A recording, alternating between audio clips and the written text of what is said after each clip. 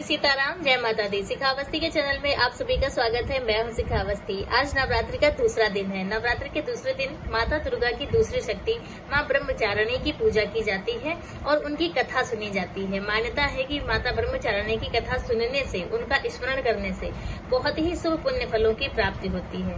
माता ब्रह्मचारिणी की पूजा करने से भक्त के जीवन में दीर्घ आयु की प्राप्ति होती है, सुख सौभाग्य की प्राप्ति होती है।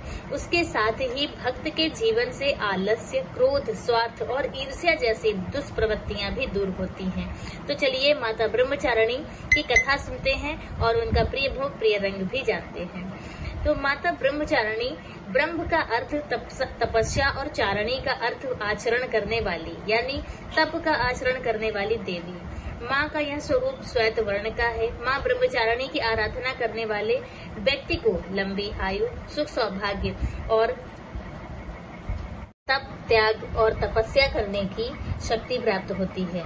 माता ब्रह्मचारिणी का प्रिय रंग हरा है। आज के दिन हरे रंग के वस्त्र पहनने चाहिए। माता को हरे रंग की वस्तुएं अर्पित करनी चाहिए और उसके साथ ही माता का प्रिय भोग चीनी का बूरा है। चीनी के बूरे के स्थान पर आप माता को मिश्री या चीनी का भी भोग लगा सकते हैं। माता ब्रह्मचारिणी की व्रत कथा इस प्रकार से है। पूर्व जन्म में ब्रह्मचारिणी देवी ने पर्वतों के राजा हिमालय के घर में पुत्री रूप में जन्म लिया था। साथ ही नारद जी के उपदेश से भगवान शिव को पति रूप में प्राप्त करने के लिए उन्होंने घोर तपस्या की। इस कठिन तपस्या के कारण उन्हें तपश्चारिणी अर्थात ब्रह्मचारिणी नाम से जाना गया।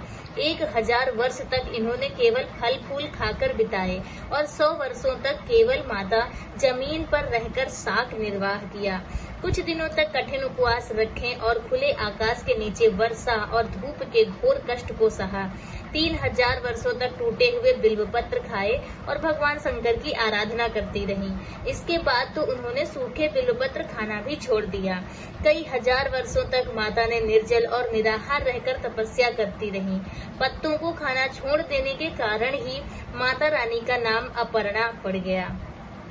कठिन तपस्या के कारण देवी का जो शरीर है वो एकदम क्षीण हो गया। देवता, ऋषि, सिद्धगण, मुनि सभी ने ब्रह्मचारिणी की तपस्या को देखकर अभूतपूर्व पुण्य कृत्य बताया, सराहना की और कहा, हे देवी, आज तक किसी ने इस तरह की कठिन तपस्या कभी की ही नहीं।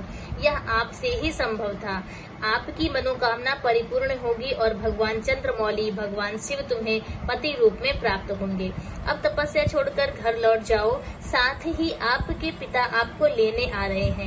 माँ की कथा का सार यही है कि जीवन के कठिन संघर्षों में मन को विचलित नहीं करना चाहिए। आप मन विचलित ना करें।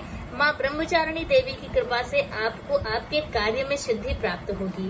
बोले ब्रह्मचारिणी माता की जय, बोले माता दुर्गा की जय। इस प्रकार से ब्रह्मचारिणी माता की कथा पूर्ण हुई। मिलते हैं दूसरे वीडियो में किसी दूसरी जानकारी के साथ। तब तक के लिए श्री सीताराम, जय माता दी।